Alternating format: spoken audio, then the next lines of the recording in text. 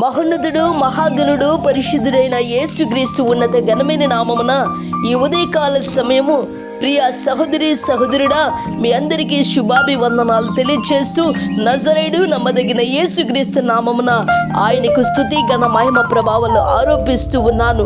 Faith Christ temple మీ యొక్క సహోదరి ప్రభు పరిచర్యలో రక్షిత ఇవాంజలిన్ గారి ద్వారా పరిశుద్ధమైన బైబిల్ గ్రంథముల నుండి దేవుడు నీకిచ్చే గొప్ప వాగ్దానము.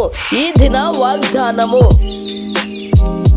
ఆయనను ఆశ్రయించు వారందరికీ మా దేవుని హస్తము తోడుగా ఉండును.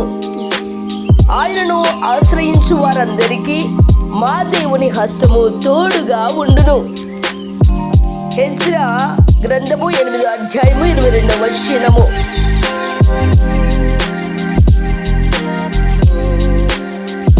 దేవుని యొక్క ఘనమైన నామములో ప్రియమైనటువంటి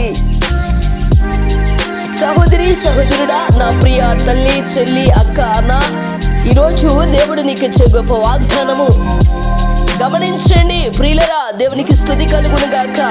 ఆయనను ఆశ్రయించు వారందరికీ ఆయన యొద్ద జీవముందని, ఆయన సజీవుడని, ఆయన నా శ్రమల శంకల నుండి విడిపించగల సామర్థ్యము గల మహిమ గల దేవుడని ఆశ్రయించిన వారందరినీ ఆయన ఈ ఉదయకాల సమయమున ఇదిగో నేను బలపరచబోతున్నాడు. నీ యొక్క బలహీనతలను, నీ యొక్క శ్రమను, నీ కన్నీలను ఆయన తుడబోల్చి ఉన్నాడు. ఈ శ్రమ నుండి విడిపించటకు ఆయనే శక్తిమంతుడు.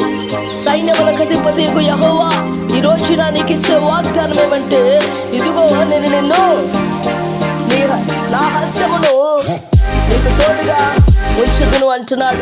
ఆయన యొక్క హస్తము, ఆయన యొక్క మహిమ, ఆయన యొక్క ప్రభావము, ఆయన యొక్క బలము, ఆయన యొక్క శక్తి ఈ లోకంలో ఏ దేనికి కూడా సరిపోల్చదగినటువంటిది. ఆయన మహిమ గల దేవుడు, అధిక శక్తి సంపన్నుడు. ఆయనకు పోటీ లేదు, సాటి ఏది కూడా రాదని లేఖనములు జీవము గల మాటలు తెలియచేస్తూ ఉన్నాయి. ఈ ఉదయకాల సమయమున నీవు ఏ స్థితిలో ఉన్నావో, ఏ పరిస్థితులు ఎదుర్కొంటున్నావో, ఎలాంటి ఆపదలో చిక్కుబడి ఉంటున్నావో గమనించు. దేవుని వైపు తిరగడం మొదలుపెట్టు. నీ చేతులు ఆయన వైపు చాచడం ప్రారంభించు. ప్రభు కాళ్ళ దగ్గర అంగలార్చి, అవును ప్రభా, ఈ లోక సహాయము వ్యర్థము, ఈ మనుషుల సహాయము వ్యర్థము. అవును ప్రభా, సర్వ సృష్టికర్తమైన దేవుడవు, సమస్తము చేయదగిన దేవుడవు. ఇదిగో ఈ భూమి పైన నీకు మించిన అధికారము, నీకు మించిన క్షేమము, నీకు మించిన సహాయము ఈ భూమి మీద ఎక్కడా నాకు దొరకదు.